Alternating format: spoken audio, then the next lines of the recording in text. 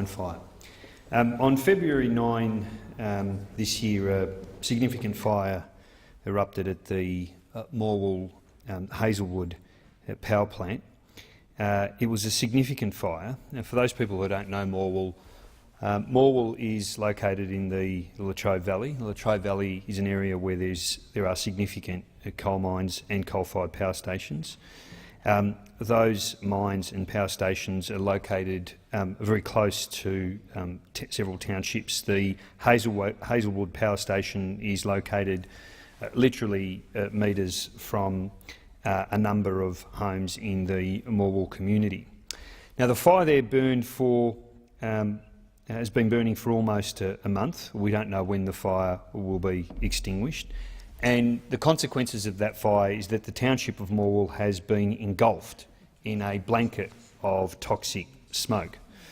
People were initially exposed there to carbon monoxide. Carbon monoxide is a dangerous substance when it reaches particular levels. It appears that the carbon monoxide levels have now stabilised. They're being monitored, and it looks as though people won't have any significant long-term health effects, providing that carbon monoxide levels remain where they are.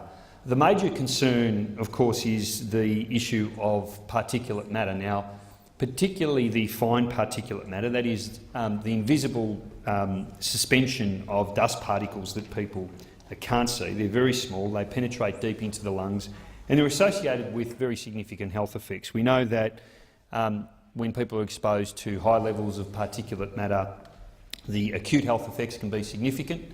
People who've got pre-existing heart disease are more likely to have a heart attack. People who've got respiratory disease, young kids with asthma, are more likely to suffer from an asthma attack, and those things can be very, very serious. There is, of course, real concern about the long-term health impacts of particulate matter.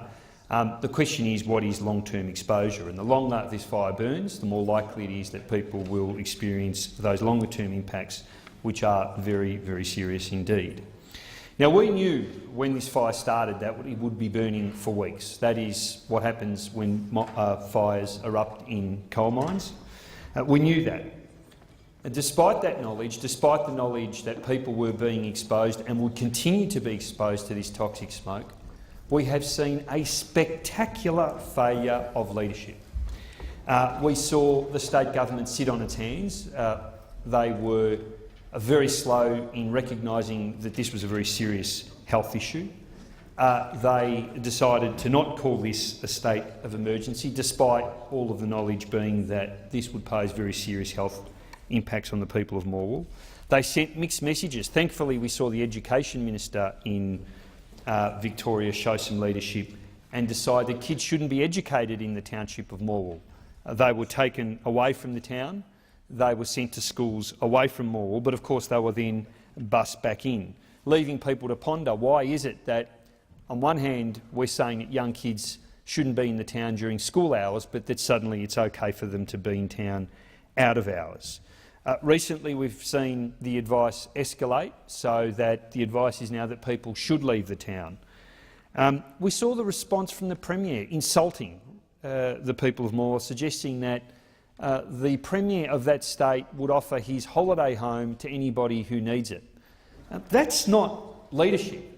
That's somebody who is asleep at the wheel, someone who's completely out of touch with what's happening in the state of Victoria. And thankfully we've seen my colleagues, state colleagues, the Greens leader Greg Barber, who was leading the charge for a state of emergency, and of course Colleen Hartland, who is a former resident of Morwell, show leadership on the issue. Why is it that the mine operators haven't been hauled before the government to explain how this happened, why it wasn't prevented from happening, and what they're going to do to fix it and to assist the people of Morwell? We've seen again the government fail to exercise their duty, which is first and foremost the duty of any government, that is to protect the public health of our community.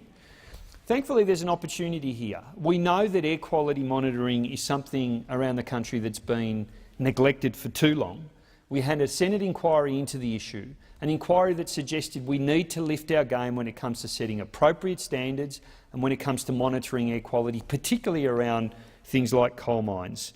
The question now is, are we going to take some action, or are we going to continue Thank you, to sit on our hands?